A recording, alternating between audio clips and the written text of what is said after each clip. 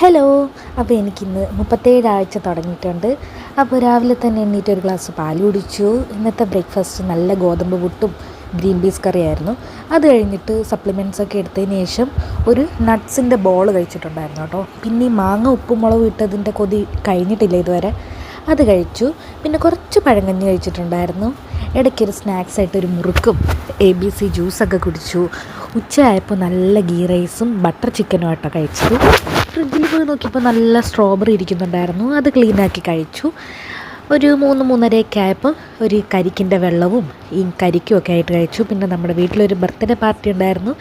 അങ്ങനെ കുറച്ച് കേക്കൊക്കെ കഴിച്ച് രാത്രിയിൽ നല്ല ഇടിയപ്പവും മട്ടൻ കറി. ഹലോ. അപ്പോൾ എനിക്കിന്ന് 37 ആഴ്ച തുടങ്ങിയിട്ടുണ്ട്.